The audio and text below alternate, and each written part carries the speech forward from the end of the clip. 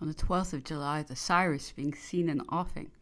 I ordered her by telegraph to take a position close in with the Belen lighthouse, and to examine strictly every vessel that might attempt to put to sea from the Petrus de Breton, as Bonaparte was on the spot endeavoring to escape to America. The same evening, the white flag made its appearance for the first time on the towers of the Rochelle, on seeing which I felt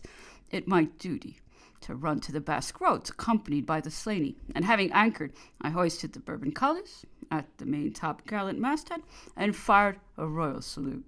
During the whole of this afternoon, however, 2 tricolored flags were kept flying in Rochelle, and before sunset all the white flags were struck and everywhere replaced by those of Bonaparte.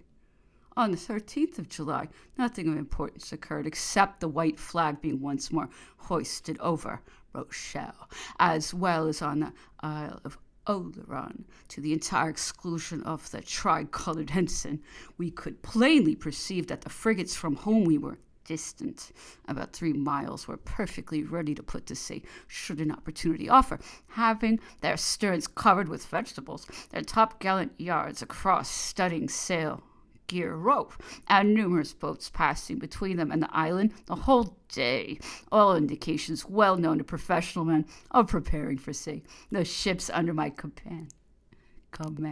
were accordingly kept with slip buoys on their cables, and as soon as it was dark, the topsail and topgallant yards were swayed to the mastheads, the sails stopped with rope yarns, and everything kept ready to make sail at a moment's warning. Guard boats were also kept rowing all night as near the frigates as they could venture, having signals established to show in the event of the enemy getting under sail. On the 14th of July, at daybreak, the officer of the watch informed me that the Mouche was standing out from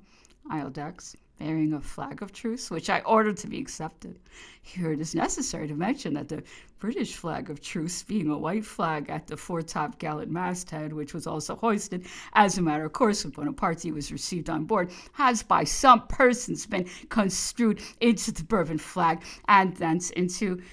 an intentional insult to him. It never was my intention, nor do I believe it could have been that of any British officer, to treat with insult any fallen enemy, much less one who had shown such confidence as to throw himself on the protection of his former foe.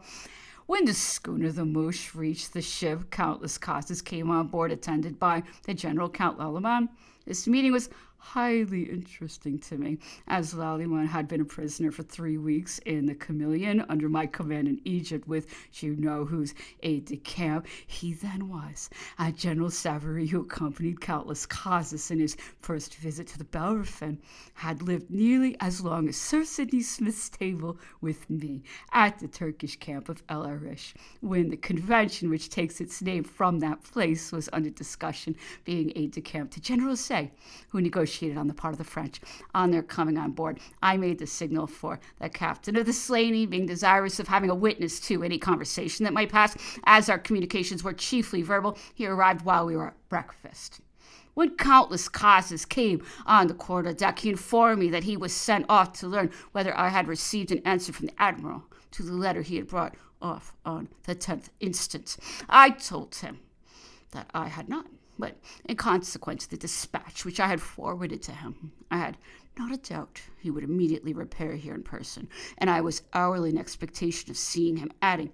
if that was the only reason you had for sending off a flag of truce, it was quite unnecessary, as I informed you when last here that the Admiral's answer, when it arrives, should be forwarded to the frigates by one of the Bellerophon's boats, and I do not approve of frequent communications with an enemy by means of flags of truce.